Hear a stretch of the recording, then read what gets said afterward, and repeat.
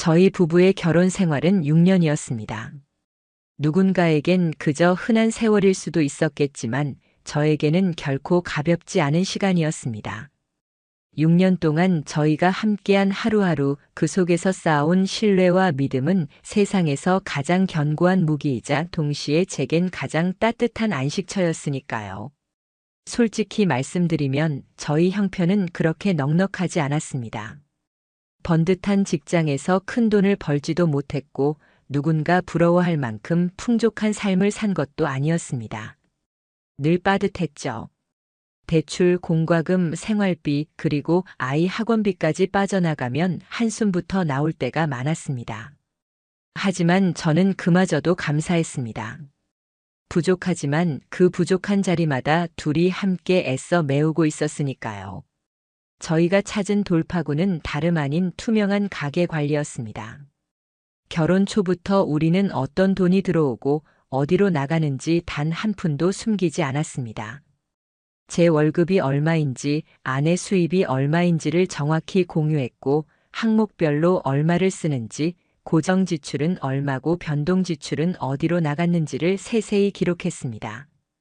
매달 초가 되면 작은 의식처럼 아내와 저는 마주 앉아 가계부 앱을 열었습니다. 지난달 내역을 하나하나 확인하면서 이런 대화를 주고받곤 했습니다. 이번 달에는 외식이 조금 많네. 다음 달엔 장 보면서 좀 줄여보자. 응, 대신 다음 달엔 내가 쿠폰 챙기고 할인 행사 더 찾아볼게. 이런 대화를 하고 나면 신기하게도 마음이 가벼워졌습니다. 마치 둘이 똑같은 방향을 바라보고 걷고 있다는 확신이 자리하는 것 같았거든요. 가끔 친구들이 결혼 이야기를 하며 불평을 늘어놨습니다. 부부가 돈 문제로 안 싸우는 경우는 없다더라. 카드값 때문에 서로 속이고 화내는 게 다반사다. 그런 얘기를 들을 때마다 저는 속으로 우쭐했습니다. 그건 너희 얘기지. 우리는 달라. 그렇게 생각했습니다. 아내는 절약에 있어서는 소위 짠순이에 가까운 성격이었습니다. 필요한 물건이 있어도 할인을 기다렸다가 사는 사람이었고 작게라도 아낄 수 있으면 기를 쓰고 아끼려 했습니다. 마트 쿠폰, 포인트 적립은 물론이고 몇백 원을 아끼는 순간에도 성취감을 느끼곤 했습니다. 늘 말했습니다. 할인 안 챙기면 바보야. 그거 돈 버리는 거잖아. 저는 그런 아내를 보며 흐뭇했고 든든했습니다. 그 믿음은 단순한 습관이나 성격을 넘어 저희 관계의 중요한 축이 되었습니다. 서로 카드 비밀번호를 알고 휴대폰 잠금조차 공유했습니다. 누군가에겐 사생활 침해처럼 느껴질 수 있는 일이었지만 저희는 달랐습니다. 숨길 게 없으니까 당연한 거지. 저는 그렇게 말하곤 했습니다. 아내는 그럴 때마다 고마워했습니다. 제 손을 꼭 잡고 말했죠. 자기 덕분에 불안한 거 하나 없이 살아. 같이 아끼니까 기분도 좋아. 그 말 한마디 한마디가 저에겐 큰 힘이었고 또 절대적인 확신이 되었습니다. 제가 사랑하고 믿는 이 사람과는 끝까지 함께할 수 있겠구나. 그 믿음은 단단히 굳어져 있었습니다. 저희가 사용하던 가계부 앱은 널리 쓰이는 유명한 앱이었습니다. 고정 지출과 변동 지출, 항목별 태그 정리 같은 기능은 물론이고 함께 보기 기능까지 있어서 저희에게는 꼭 맞는 도구였습니다. 제가 입력하면 아내도 바로 확인할 수 있었고 아내가 기록한 내용도 저에게 동일하게 공유됐습니다. 철저할 정도로 투명했기에 안심할 수 있었고 저는 그 투명성이야말로 우리가 가진 행복의 증거라 여겼습니다. 때로는 귀찮을 때도 있었습니다. 매일 밥벌이에 치이고 일에 치이고 피곤한 몸을 이끌고 기록까지 하려니 지칠 때도 있었죠. 하지만 저는 마음을 다잡았습니다. 지금의 성실함이 나중에 우리를 지켜주겠지. 그렇게 스스로 다독이며 빠짐없이 기록했습니다. 생활비가 모자랄 땐 컵라면으로 때우기도 했습니다. 그래도 불만은 없었습니다. 오히려 그렇게 아껴가며 살아가는 게 우리의 미래를 위한 투자라고 생각했습니다. 아내도 같은 생각이라고 믿었습니다. 우리 지금 힘들어도 나중에 집도 사고 더 나아질 수 있어. 그 말을 서로 나누며 견뎌왔습니다. 그러니 제게 아내는 단순히 배우자가 아니었습니다. 제 삶을 온전히 걸어도 후회하지 않을 제 편이자 동반자였습니다. 세상에 누구도 믿을 수 없다 해도 아내만큼은 끝까지 믿을 수 있다고 생각했습니다. 제가 지금 와서 돌이켜보면 이토록 완벽하다 믿었던 저희 관계가 아이러니하게도 허망하게 무너질 씨앗을 안고 있었다는 사실이 정말 통탄스럽습니다. 우리는 매달 금융 내역을 확인하며 웃었지만 그 웃음 속에서 저는 알지 못했습니다. 그 안에 어떤 그림자가 숨겨져 있는지를요. 저는 착각했습니다. 투명한 시스템이 우리를 지켜줄 거라, 앱을 통해 서로의 모든 것을 공유하면 절대금처럼 단단해질 거라 여겼습니다. 하지만 그 믿음이 결국은 가장 잔인하게 저를 찔러온 칼날이 될 줄 제가 어떻게 알았겠습니까? 그 시절에 저는 정말 몰랐습니다. 제가 평생 소중히 믿었던 그 가계부 앱이 언젠가는 제 인생을 송두리째 뒤틀어버릴 폭탄이 될 줄을요. 주말의 아침이었습니다. 늘 그렇듯 커피 한 잔을 내려놓고 아내와 아이가 아직 잠든 사이 저는 습관적으로 가계부 앱을 열었습니다. 사실 원래는 아내가 더 꼼꼼히 기록하는 편이었고 저는 단순히 확인만 하는 경우가 많았습니다. 한 달 수입과 지출을 세세히 분류하는 건 언제나 아내의 몫이었죠. 저는 그저 누군가 이렇게 성실하게 나와 함께 살림을 꾸려간다는 사실이 자랑스러웠습니다. 그날도 별다른 의도는 없었습니다. 그저 주중에 소비된 내역을 한번 훑고 지나가려는 정도였습니다. 그러다 제 시선을 붙잡는 낯선 메뉴 하나가 보였습니다. 숨김 카테고리 보기. 순간 고개를 갸웃했습니다. 숨김? 이건 한 번도 본 적 없는 메뉴였습니다. 분명 매달 빠짐없이 사용해온 앱인데 이런 기능은 처음 눈에 띈 거였습니다. 애초에 저희 부부가 쓰던 방식은 전부 공유였고 숨길 필요가 전혀 없었으니까요. 처음에는 단순히 앱 기능 개선일 거라 생각했습니다. 필요 없는 항목들을 가려주는 편리한 기능 정도이려니 했습니다. 별 의심 없이 손가락으로 눌렀습니다. 그리고 그 순간 화면에 펼쳐진 지출 내역을 보자 제 호흡이 멎는 듯 했습니다. 와인바 23만 8천 원, 호텔 뷔페 31만 2천 원, 꽃집 9만 2천 원, 렌터카 18만 원, 고급바 46만 원. 손끝이 저릿하고 눈앞이 어지러웠습니다. 이게 뭐지? 제 아내가 이런 곳을 갈 리 없었습니다. 와인은 입에도 맞지 않는다고 늘 말했습니다. 호텔 뷔페도 비싸기만 하다며 별로 좋아하지 않았습니다. 꽃은 예쁘다고 말은 했지만 굳이 사려고 돈을 쓰는 스타일도 아니었습니다. 그런데 이 지출이 분명히 나타나 있었던 겁니다. 더구나 금액 또한 적지 않았습니다. 한 번에 몇십만 원씩 합치면 100만 원이 훌쩍 넘는 금액들이 반복적으로 기록되어 있었습니다. 그뿐만이 아니었습니다. 날짜들이 유난히 제 출장 시기와 겹쳐 있었습니다. 머리가 멍해졌습니다. 혹시 기록 오류일까? 앱이 잘못된 걸까? 억지로 합리화하려 했습니다. 하지만 기록은 너무나도 구체적이었습니다.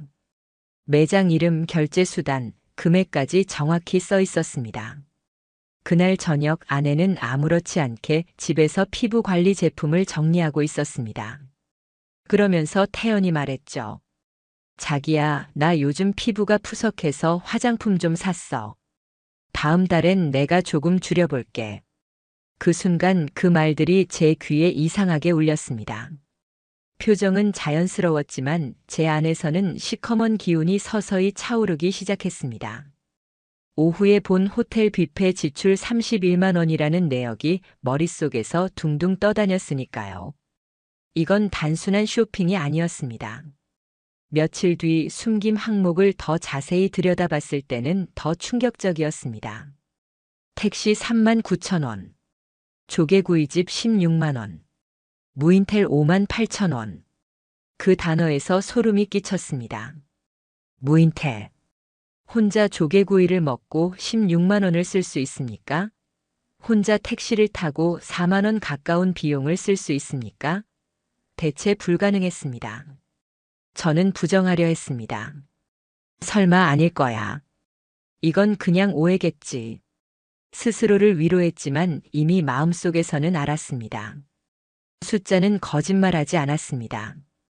저는 캘린더를 꺼내 하나하나 날짜를 대조하기 시작했습니다. 지출이 있었던 그날마다 아내가 어떤 핑계를 댔는지 적어 내려갔습니다. 친구를 만난다. 엄마 병원에 다녀온다. 동창 모임이 있다. 그런데 곧 알게 되었습니다. 그 명분들이 하나같이 빈 껍데기라는 것을 저는 떠올렸습니다. 아내가 화사한 옷으로 갈아입고 평소보다 향수를 진하게 뿌리고 나갔던 날. 그날이 바로 호텔 뷔페 31만 원이라고 기록된 날이었습니다. 그제야 퍼즐처럼 모든 게 맞춰지기 시작했습니다. 무서웠던 건 이 모든 지출이 카드 명세서에는 보이지 않았다는 사실이었습니다. 제가 늘 확인하던 가계부와 통장은 깨끗했습니다. 그런데 숨김 카테고리에는 전혀 다른 세계가 있다는 걸 알게 된 겁니다. 대부분 현금 결제나 간편 결제로 빠져 있었고 아내가 몇 달 전부터 설치하기 시작한 간편 결제 앱이 여기에서 쓰이고 있던 겁니다. 그날부터 저는 날마다 손으로 기록하기 시작했습니다. 지출 날짜와 금액, 아내가 했던 변명, 외출 시간까지 빼곡히 적어 내려갔습니다. 마치 수사관처럼 하나하나 맞춰 나갔습니다. 그 사이 아내는 아무렇지 않게 제 옆에서 웃곤 했습니다. 드라마를 보면서 웃고 아이와 장난을 치며 행복해 보였습니다. 하지만 저에게 그 웃음은 칼날처럼 차가웠습니다. 의심과 불안, 분노와 치욕이 동시에 저를 옥죄었습니다. 제가 평생 믿었던 아내, 제 손을 잡으며 함께 아끼자던 아내. 그 사람이 지금 제 눈앞에서 아무렇지 않은 듯 다른 얼굴을 하고 있다는 사실이 숨이 막히게 했습니다. 침대에서 듣던 아내의 숨소리마저 낯설고 무서워졌습니다.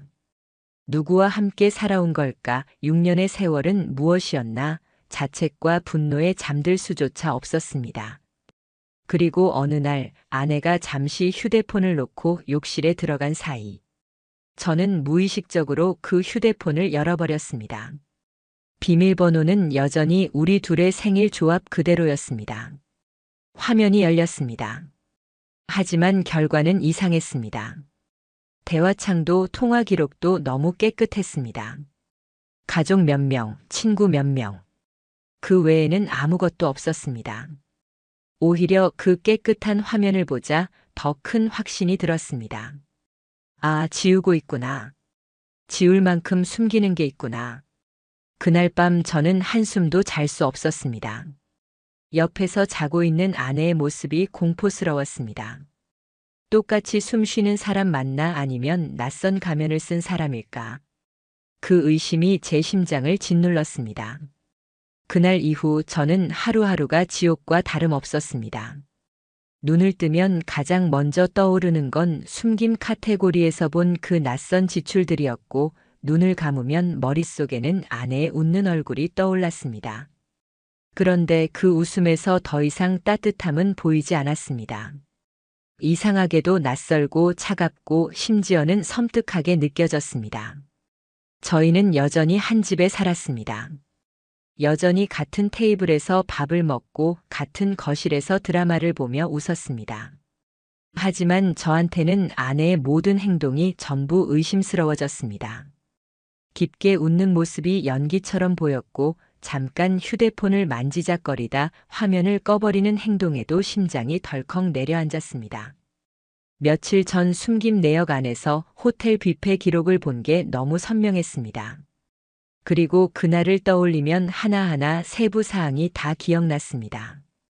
아내는 머리를 단정히 묶고 평소보다 훨씬 더 진한 향수를 뿌리고 나갔습니다.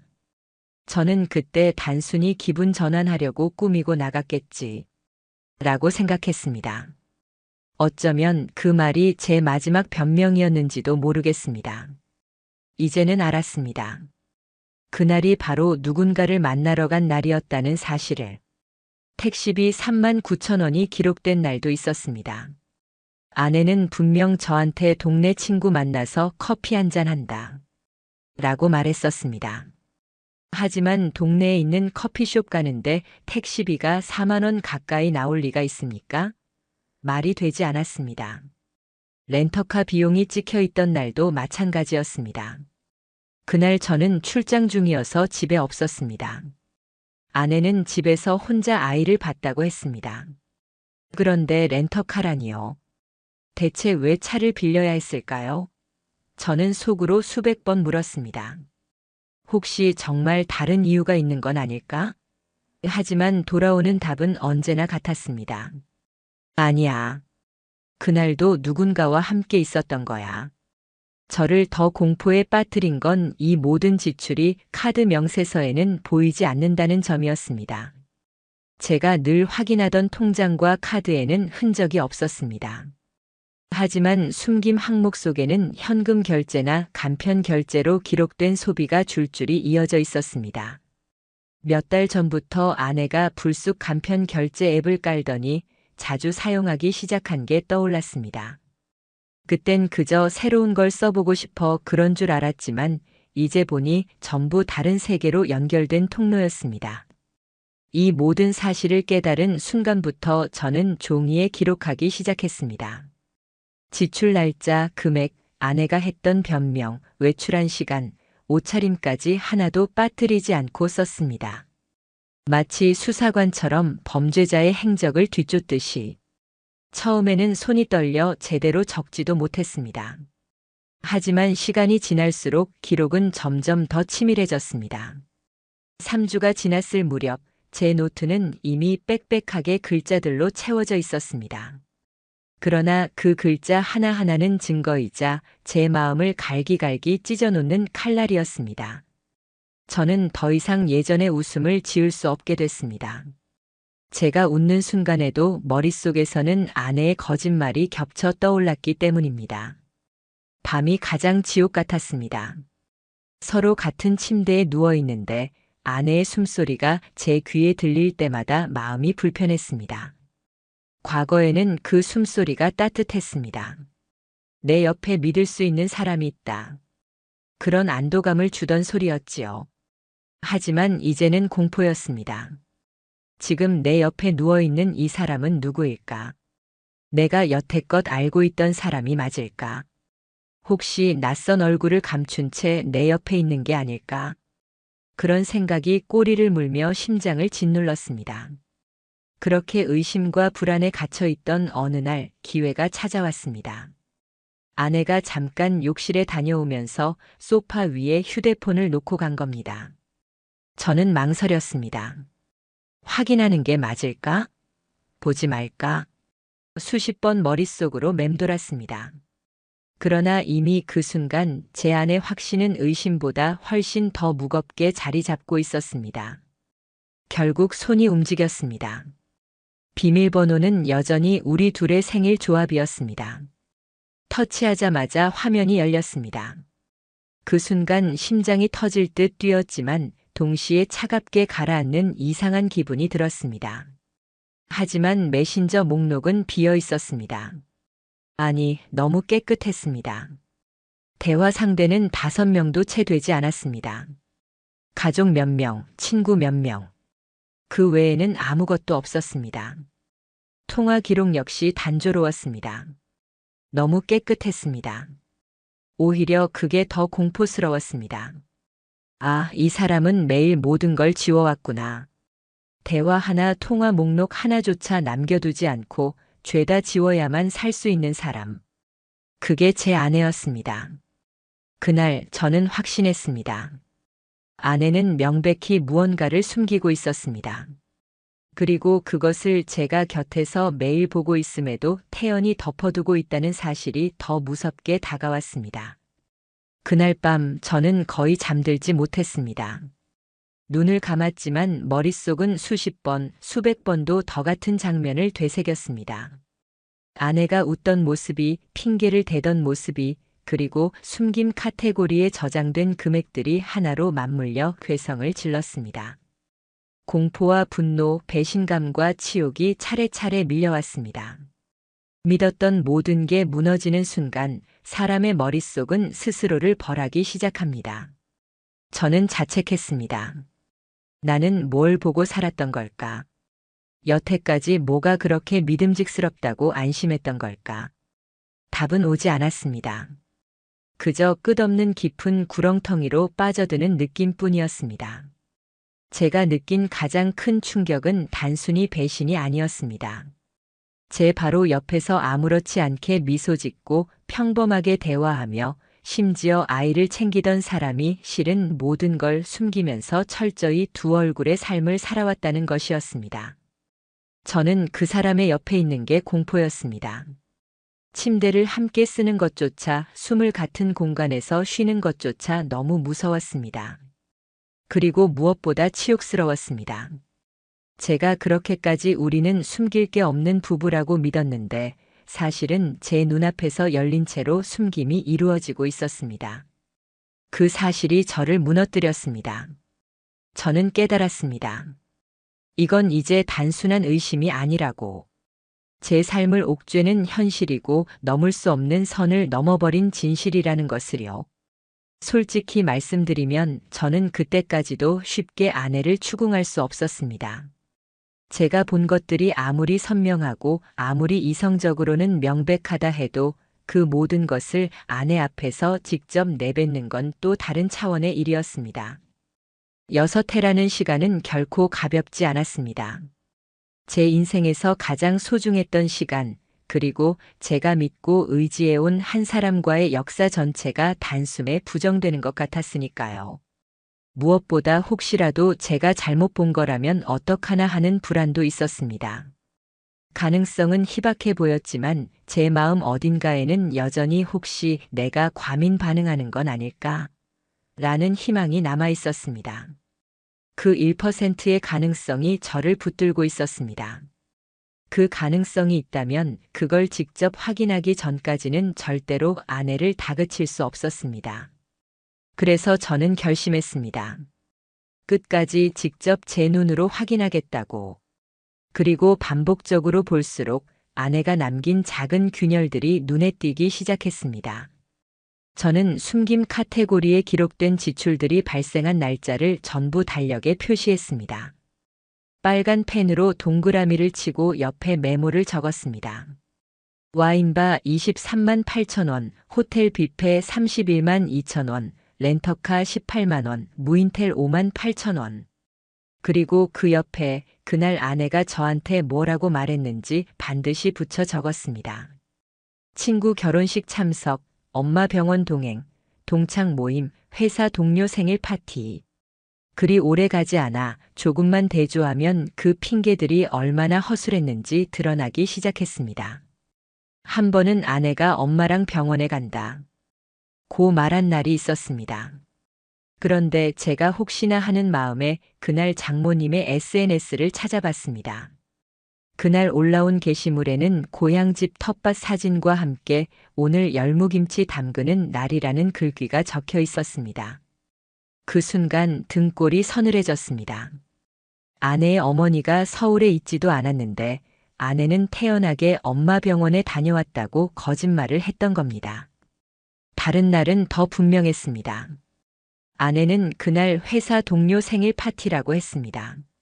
하지만 그 동료의 SNS를 보니 그날 그는 가족 여행을 떠나 있었다는 사실을 금방 확인할 수 있었습니다. 그때 확신했습니다. 아내의 모든 알리바이가 허상이라는 사실을. 저는 점점 더 치밀해졌습니다. 아내가 버리는 쓰레기마저 놓치지 않았습니다. 거실 구석 쓰레기통, 옷장 속 구겨진 용지, 화장대 옆에 무심코 놓아둔 작은 봉투까지 전부 확인했습니다. 그리고 드디어 발견했습니다. 접혀있던 호텔 뷔페 영수증 한 장. 거기에는 이렇게 적혀 있었습니다. 4인 기준 뷔페 이용, 와인 추가 주문. 금액 31만 2천 원. 그 순간 숨이 멎는 것 같았습니다. 그날 아내가 분명히 저한테 했던 말이 떠올랐습니다. 회사 식권으로 점심 먹었어. 참담했습니다. 점심 식권으로 대충 때웠다던 날, 실제로는 수십만 원짜리 호텔 뷔페에서 와인까지 곁들여 즐기고 있었다는 사실. 숨을 들이쉴수록 가슴이 무너져 내렸습니다. 하지만 가장 충격적인 건 따로 있었습니다. 어느 날 아내가 무심코 두고 간 휴대폰 화면에 상단 알림이 떠올랐습니다. 그 짧은 순간 메신저에 이런 문장이 띄워졌습니다. 100일 축하해요. 오늘도 기대할게요. 그 짧은 알림 한 줄이 제 모든 방어선을 부수어 버렸습니다. 단순한 의욕, 단순한 소비가 아니라는 걸 증명해주는 결정적 증거였습니다. 누군가와 기념일을 챙기고 있다는 사실, 그것은 곧 장기간 이어져 온 관계임을 의미했습니다. 그날 밤 저는 아내가 잠든 걸 확인하고 다시 가계부 앱을 켰습니다. 떨리는 손끝으로 숨김 카테고리를 눌렀습니다. 그리고 제 눈에 들어온 건 차마 믿고 싶지 않은 메모들이었습니다. 2월 14일 발렌타인데이 와인바 예약 완료. 4월 8일 교회 드라이브 계획 렌터카 필요. 그 사람 생일 파인다이닝 레스토랑 예약. 장미 백송이 배달 주소 꼬이면 안 됨. 그 순간 전 온몸이 얼어붙었습니다. 한 글자 한 글자가 제 살을 베어내는 것 같았습니다. 아내가 제게는 생활비를 아껴 쓰자며 점심을 컵라면으로 때우게 했습니다.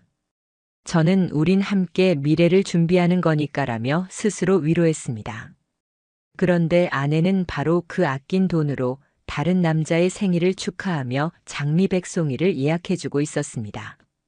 그 사실을 깨닫는 순간 제게 남은 건 눈물뿐이었습니다. 억울했고 치욕스러웠습니다. 지금껏 저를 지탱해 주었던 우린 숨길 게 없는 부부라는 신념이 한순간에 산산조각 나버렸습니다. 저는 알았습니다. 이제는 의심이 아니라 확정된 진실의 영역이라는 것을. 지금 여기서 멈춘다면 저는 그저 농락당한 바보로 남을 뿐이었습니다. 이제부터는 확실한 증거를 갖고 끝장을 보아야 한다는 걸 깨달았습니다. 그날 밤 저는 눈을 감고도 잠들 수 없었습니다. 눈꺼풀은 무겁게 내려앉았지만 머릿속은 마치 불이 붙은 듯 활활 타올랐습니다. 그 사람 생일 파인다이닝 예약, 100일 기념 전용 룸 예약, 2월 14일 와인바 예약 완료. 숨긴 카테고리 속 짤막한 메모 문장들이 제 뇌리를 수백 번, 수천 번 휘저었습니다. 그 순간 깨달았습니다. 이건 단순한 지출 기록이 아니었습니다. 이건 감정의 기록이고 추억의 기록이었습니다. 제 아내가 누군가와 함께 시간을 보내며 기념일을 챙기고 선물을 준비하고 애정을 쏟아부었던 흔적이었습니다. 전 그 사실 앞에서 더는 눈을 돌릴 수 없었습니다. 하지만 처음 맞닥뜨린 제 감정은 분노가 아니라 허무함이었습니다. 우와, 이 사람은 정말 이걸 메모해가며 사랑을 표현했구나. 그 사실이 더 가슴을 후벼 팠습니다. 제가 믿었던 여자는 제 옆에서 누워 있으면서도 마음속으로 다른 남자의 생일을 떠올리고 있었던 겁니다. 제게는 단 한 번도 없었던 말투와 손길, 그리고 준비된 이벤트들이 고스란히 어떤 다른 남자와 함께 쓰이고 있었습니다. 그 모든 퍼즐이 맞춰지는 순간 저는 더 이상 도망칠 수 없다는 걸 알았습니다. 심증이 아니라 확정된 진실이었습니다. 그날 새벽 저는 마음을 굳혔습니다. 이제는 지켜볼 일이 아닙니다. 증거를 모았고 확인했고 더는 부정할 여지가 없었습니다. 이제부터는 행동해야 할 차례였습니다. 아내와의 전쟁이 아니라 제 인생을 되찾기 위한 싸움이었습니다. 다음 날 저는 곧바로 변호사 사무실을 예약했습니다. 가족법, 특히 상간 소송 전문 변호사였습니다. 사무실에 들어서면서도 손은 떨리고 심장은 머리카락이 곤두서는 기분으로 뛰었습니다. 제 손에는 두꺼운 파일이 들려 있었습니다. 숨긴 카테고리에서 캡처한 화면, 아내의 외출 기록과 지출 날짜 대조표, 호텔 레스토랑 영수증, SNS에서 확보한 정황 증거까지 온갖 자료가 그 안에 묶여 있었습니다. 변호사는 제 자료를 한 장 한 장 넘겨보더니 이윽고 고개를 들었습니다. 이 정도면 거의 완벽한 증거인데요. 그 말이 어째서인지 제 가슴을 또 한 번 찢었습니다. 완벽하다는 말이 칭찬 같았지만 사실상 제 인생이 완벽하게 농락당했다는 방증처럼 느껴졌기 때문입니다. 저는 변호사에게 말했습니다. 상간남 소송과 이혼 소송 동시에 준비해 주세요. 목소리는 차갑게 떨렸지만 그 안에서 올라오는 건 뜨거운 분노였습니다. 변호사는 고개를 끄덕이며 절차를 설명해 주었습니다. 저는 하나도 놓치지 않고 듣고 필요한 부분에는 꼼꼼히 메모했습니다. 더는 흔들리고 싶지 않았습니다. 그리고 그날 저녁 저는 집으로 돌아왔습니다. 아내는 거실에서 평소처럼 웃으며 TV를 보고 있었습니다. 코미디 프로그램에서 터져나오는 웃음을 따라 흥얼거리듯 웃고 있었습니다. 하지만 제 눈에는 그 웃음이 칼처럼 보였습니다. 저는 아내 앞에 섰습니다. 침묵의 시간이 흐르다가 마침내 입을 열었습니다. 우리 얘기 좀 하자. 아내는 순간적으로 표정이 굳었습니다. 왜? 무슨 일이야? 하고 묻는 얼굴에는 작은 불안이 일렁였습니다. 저는 손에 든 휴대폰 화면을 내밀었습니다. 가계부 앱, 숨김 카테고리, 그리고 그 안에 저장된 기록들 100일 기념 디너, 발렌타인 와인바, 렌터카 대여, 장미 백송이 그 모든 항목이 눈앞에 펼쳐졌습니다. 아내는 처음에는 아무 말도 못했습니다.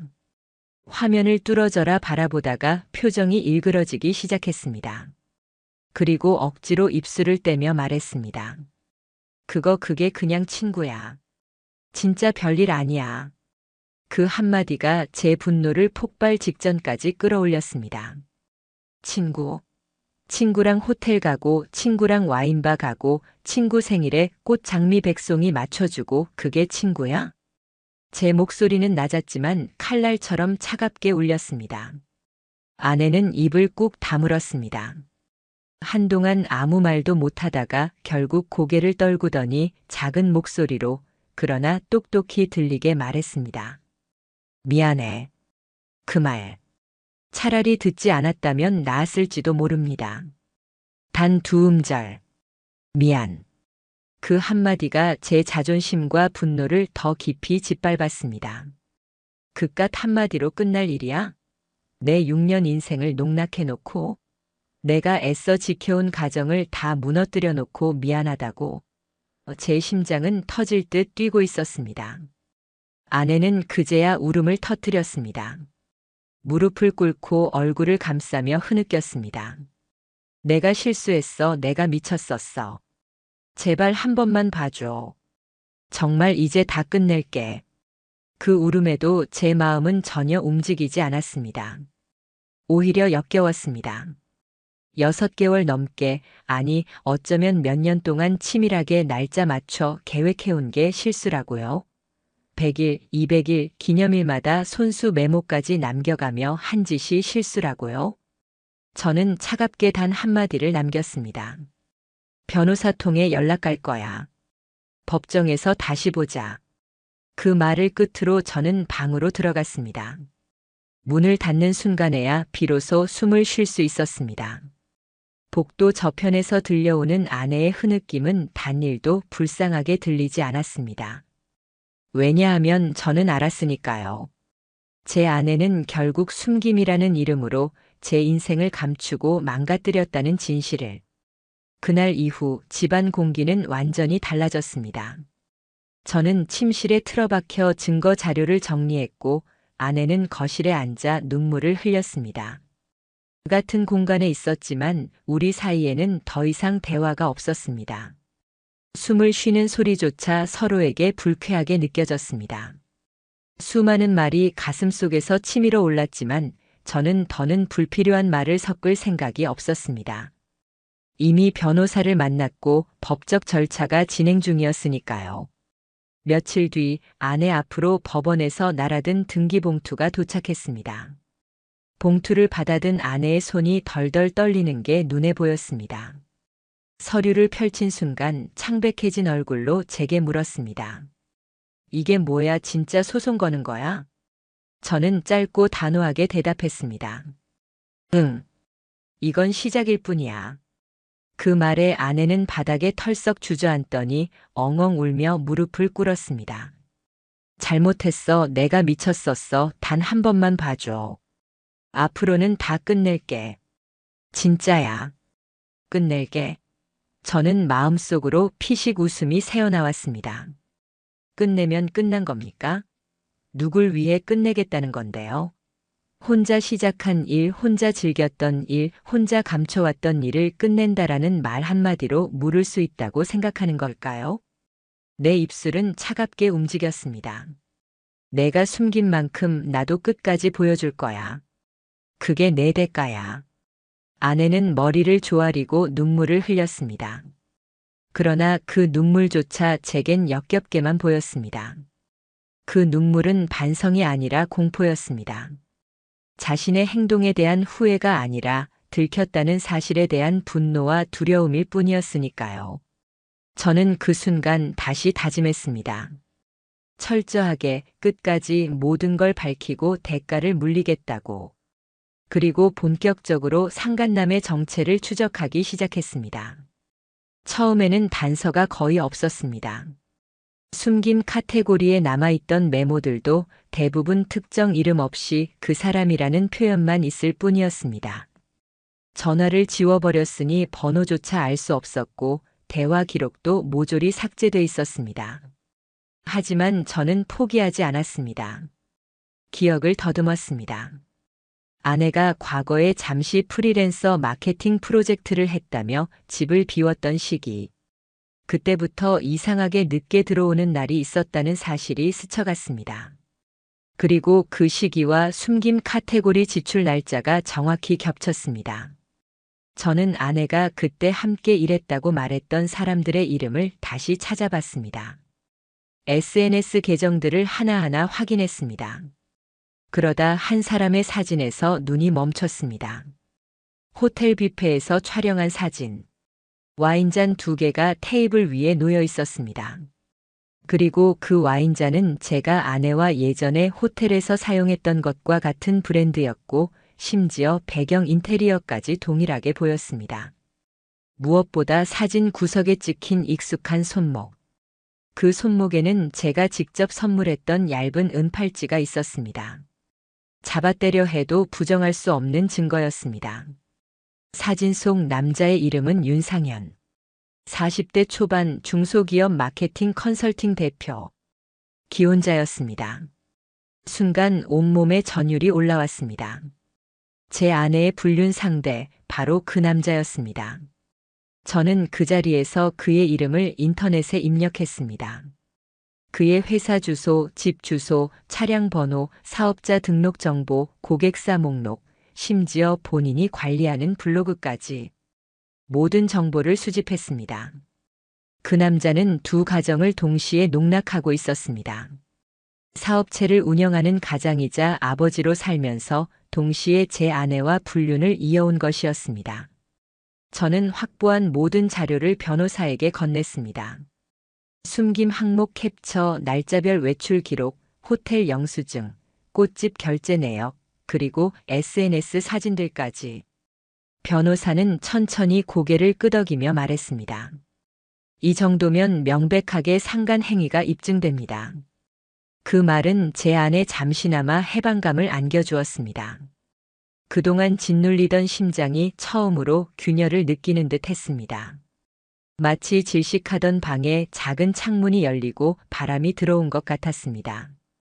얼마 지나지 않아 윤상현 앞으로도 법원에서 송달장이 전달되었습니다. 그의 회사 직원들 앞에서 서류를 건네받았다는 사실까지 확인했습니다. 어디로 숨을 구멍이 없을 겁니다. 그가 처음엔 아내를 통해 메시지를 전하더군요. 이건 오해야. 일시적인 감정이었다.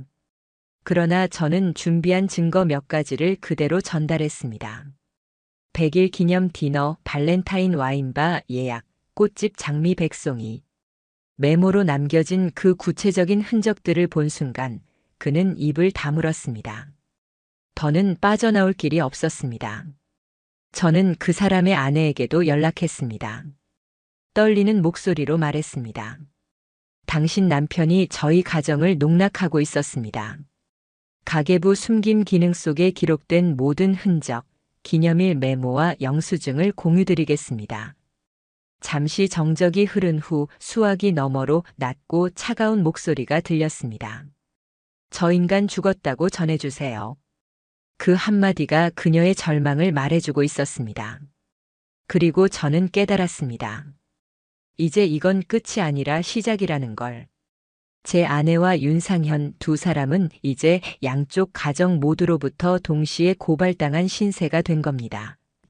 그리고 그것이 진짜 파멸의 시작이었습니다. 아내는 더 이상 저를 마주보지 못했습니다. 제가 들이민 증거들, 아내의 손으로 직접 적은 메모, 직접 결제했던 영수증들, 모든 게 본인을 증명하고 있었으니까요. 눈물을 흘리며 이제 다 끝났어라고 말했지만 저는 그 눈물 속에서 단 한 줌의 미안함도 보지 못했습니다. 오직 들켜버렸다는 두려움만 남아 있었으니까요. 그 순간 저는 더 이상 흔들리지 않았습니다. 제가 걸어야 할 길은 오직 하나였습니다. 끝까지 진실을 드러내고 그들이 숨겼던 숨결까지 세상 밖으로 끌어내는 것. 그것이 제 선택이었습니다. 윤상현에게 법원 소장이 도달한 날 그의 인생은 무너져 내리기 시작했습니다. 처음에는 자신도 믿을 수 없는 일이 벌어진 듯 멍하니 있다가 회사 직원들 사이로 소문이 퍼지자 상황은 급격히 변했습니다. 작은 회사라 입은 빨랐습니다. 대표가 불륜 소송에 걸렸다더라. 상간 소송으로 배상 청구 들어왔다더라. 회사 안팎에 순식간에 퍼져버렸습니다. 고객사들은 연달아 계약을 파기했습니다. 하나둘씩 연락이 와서 대표님의 사적인 문제지만 회사 이미지 상거래를 지속할 수 없습니다. 라며 관계를 끊었습니다. 직원들도 빠르게 흩어져 나갔습니다. 이미 도덕적으로 무너진 대표를 믿고 남아있을 이유가 없었던 겁니다. 인터넷 검색창과 익명 커뮤니티에도 키워드가 올라오기 시작했습니다. 실명은 언급되지 않았지만 중소기업 대표 불륜 소송이라는 제목 하나만으로도 내부에서는 누구인지 다 짐작할 수 있었습니다. 결국 몇 달도 지나지 않아 그는 회사를 정리했습니다. 간판이 내려지고 홈페이지가 닫히고 SNS 계정 또한 삭제되었습니다. 그리고 마침내 법원 판결이 내려졌습니다. 윤상현은 저에게 5천만 원의 위자료를 배상하라는 판결을 받았습니다. 판결문에는 분명히 적혀 있었습니다. 피고는 원고의 배우자와 장기간 부정행위를 지속하였고 이는 민법상 불법행위로 인정된다. 그 문구를 읽는 순간 저는 오래 묵은 응어리가 조금이나마 풀어지는 것을 느꼈습니다. 물론 돈으로 회복될 수 있는 건 아니었습니다. 하지만 제게는 상징적인 승리였습니다. 제가 미쳐버리지 않았음을 증명하는 제 진심이 현실에서 인정받는 순간이었습니다. 판결문을 받은 날 저는 복사기에 그 문서를 여러 장 찍었습니다. 그리고 윤상현이 다녔던 술집, 헬스장, 미용실, 심지어는 그가 즐겨 앉던 동네 카페까지 눈에 띄는 곳에 한 장씩 무심히 흘려두었습니다. 누군가는 그것을 치부라 부를지 모르겠습니다. 하지만 저는 그렇게 생각하지 않았습니다. 저는 다만 사실을 공유했을 뿐이었습니다. 그가 저에게 했던 짓에 비하면 턱없이 온순한 행동이었습니다. 아내의 상황도 빠르게 무너져 내렸습니다. 법원에서 날아온 소장, 친정으로 흘러들어간 소식, 그리고 주변 사람들에게 이혼했다더라는 소문이 퍼지자 그녀는 눈에 띄게 달라졌습니다. 집안에서는 밤마다 울었고 낮에는 눈치만 살피며 살았습니다. 회사에도 출근했지만 오래 버티지 못했습니다. 결국 스스로 사직서를 냈습니다. 그리고 친정으로 물러났습니다.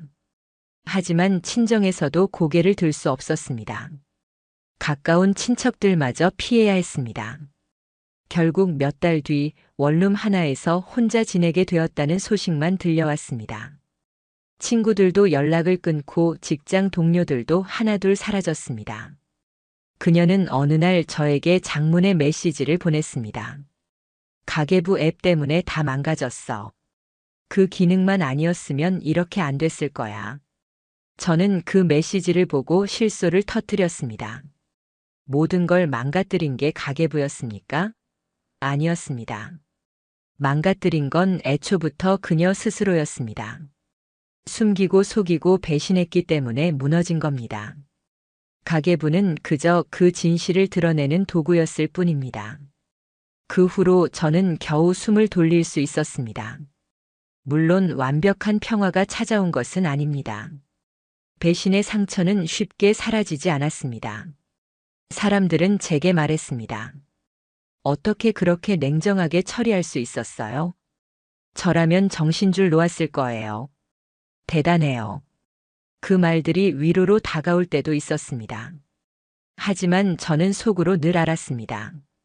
저 역시 무너졌었다는 걸요.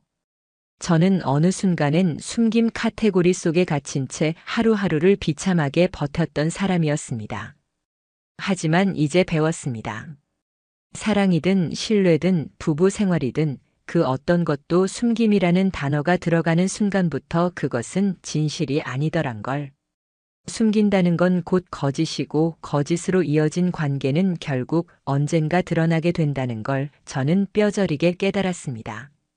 아내는 제게 마지막으로 이렇게 말했었습니다. 당신이 말 안 하고 넘어갔으면 그냥 그렇게 살 수 있었을 텐데. 그 말이 그녀의 본심이었습니다. 반성이 아니라 들켰다는 아쉬움. 제가 알지 못했다면 그 배신의 삶은 계속됐을 겁니다. 저는 그날 결심했습니다. 어떤 관계든 숨김이 있는 순간부터 끝이라는 것을. 그리고 제 결혼 생활은 그 사실을 너무나 잔인하게 증명해 버렸습니다.